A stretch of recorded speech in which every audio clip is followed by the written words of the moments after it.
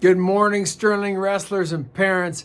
This is another quick Coach's Corner. I hope that this format works for getting some information out. Welcome to this is my office and my little shrine to Sterling Wrestling. Looking forward to adding more provincial team championships to that wall as this season goes on.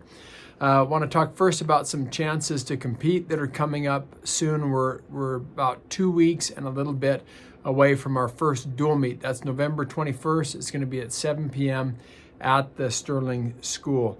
LCI, Cardston are going to join us that night. We're going to try to get as many of our kids as would like a chance to wrestle, the chance to wrestle. We have such a huge team this year that depending on how long each individual match goes, some might have to carry over to the next time that we do a dual meet, but would like to get everybody that we can on the mat. Wrestling is a weight category sport, and so the other day in our practice, we showed the kids kind of where they fit by weight category. You can be any weight right up to the limit. You know, so if you're in the 53 kilo category, as soon as you're 53.1, you jump into the next category.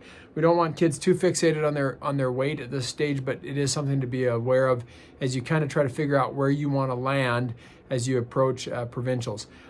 For fun, within our squad, we're going to compete for the number one spot in that weight category. But when we get to the dual meets, what'll happen is a lot of times our number one might face another team's best wrestler in that category, but it doesn't mean that other kids in that weight class will not get a chance to compete. We're going to try to have as many kids as possible and as many kids as want to have a chance to compete at our dual meets.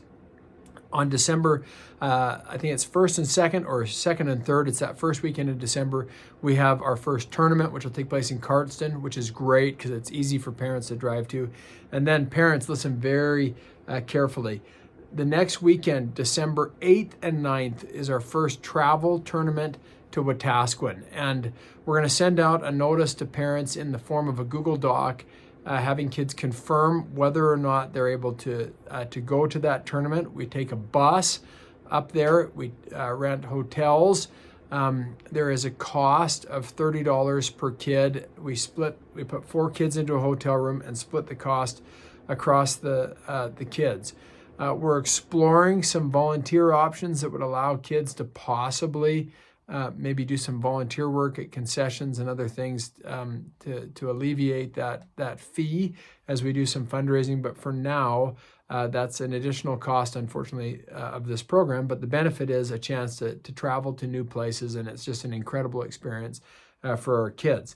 So that's the Wetaskiwin one. We need to get you to confirm that you're attending, and we'll have you indicate how you plan to pay those fees, whether that's cash at the school or an e-transfer.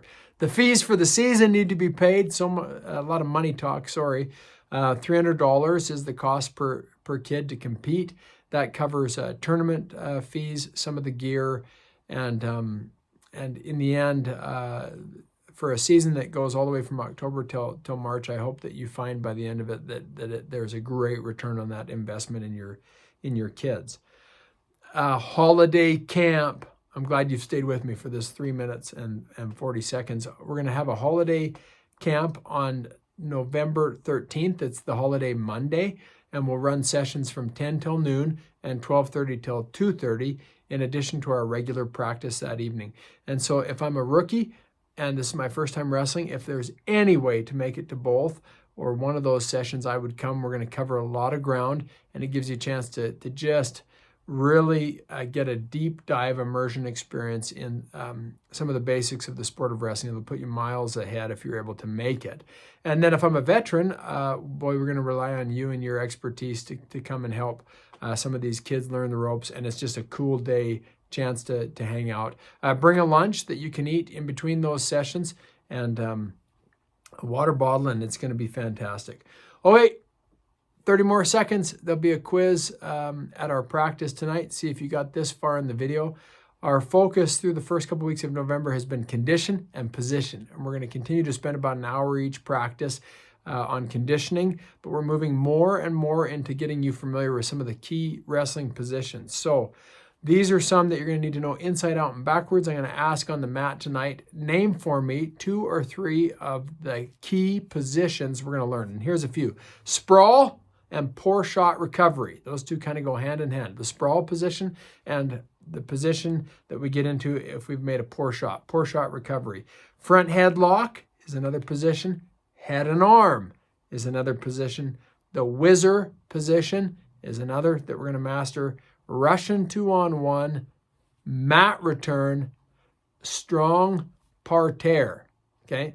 And also the cement mixer or cowboy, not cowboy, steer wrestler or a cow catcher or cement mixer position. They all kind of mean a very similar thing. Okay, so there you go. That's your update. Lots of good competitions coming in. Parents, make sure those forms come back to us quickly. Fees get paid. Holiday camp. Plan on it if you can. Let's learn those positions. You're going to know them inside out and backwards. Love ya. Bye.